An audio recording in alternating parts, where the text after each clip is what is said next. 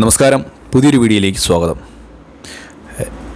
രാജ്യം വീണ്ടും ഒരു യുദ്ധത്തിൻ്റെ വക്കിലാണ്. അതിർത്തിയിൽ പാകിസ്ഥാൻ്റെ തുടർച്ചയായിട്ടുള്ള പ്രകോപനങ്ങൾ ഉണ്ടായിക്കൊണ്ടിരിക്കുകയാണ്.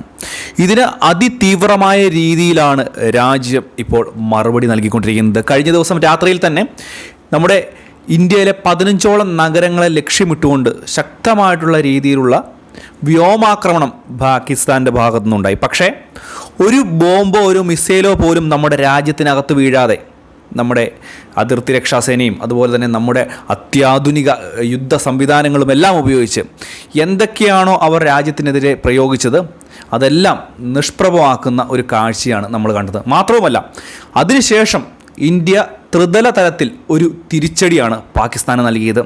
കരയിൽ നിന്നും ആകാശത്തു നിന്നും അതുപോലെ തന്നെ വെള്ളത്തിൽ നിന്നുമുള്ള അതിശക്തമായിട്ടുള്ള ഒരു തിരിച്ചടി. ഈ തിരിച്ചടി പാകിസ്ഥാന് താങ്ങാൻ പോലും സാധിച്ചിരുന്നില്ല എന്നുള്ളതാണ് വാസ്തവം.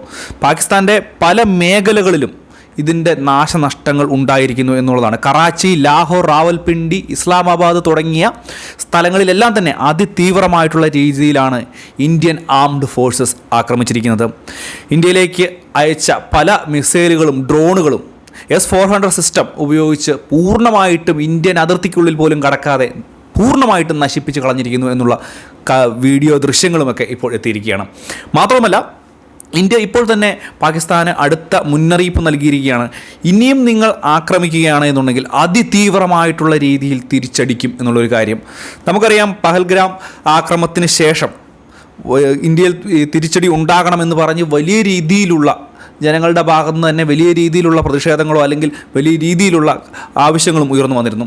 അത് നയതന്ത്ര തലങ്ങളിലല്ലാതെ മിലിറ്ററി പരമായിട്ട് തന്നെ ആക്രമിക്കണം എന്നുള്ള രീതിയിലുള്ള ആവശ്യങ്ങളാണ് ഉയർന്നു വന്നത്.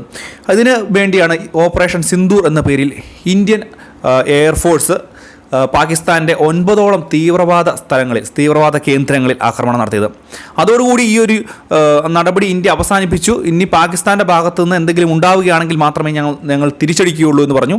പക്ഷേ അന്ന് രാത്രി തന്നെ പാകിസ്ഥാൻ അതിശക്തമായിട്ടുള്ള രീതിയിലാണ് പ്രതികരിച്ചത്. ഇതിന് അതിതീവ്രമായിട്ടുള്ള രീതിയിൽ ഇന്ത്യ തിരിച്ചടി നൽകി എന്നുള്ളതാണ്. ഓർക്കുക, പാകിസ്ഥാൻ്റെ ഒരു മിസൈൽ പോലും നമ്മുടെ രാജ്യത്തിനകത്ത് വീണിട്ടില്ല എന്നുള്ളത് നമ്മുടെ സുരക്ഷാ സംവിധാനങ്ങളുടെ ശക്തി എത്രമാത്രമാണ്. നമ്മളുടെ രാജ്യത്തിൻ്റെ സ്ഥിതി ഇന്ന് എന്താണ്? നിങ്ങൾ അവിടെ നിന്ന് എന്ത് വേണമെങ്കിലും ചെയ്തോളൂ, ഞങ്ങൾ പ്രതികരിക്കാൻ തയ്യാറാണ്, അല്ലെങ്കിൽ ഞങ്ങൾ തിരിച്ചടിച്ചു കഴിഞ്ഞാൽ നിങ്ങൾക്കത് താങ്ങാൻ സാധിക്കില്ല എന്നുള്ളത് ഇന്ത്യ ലോകത്തോട് വിളിച്ചു പറയുകയാണ്.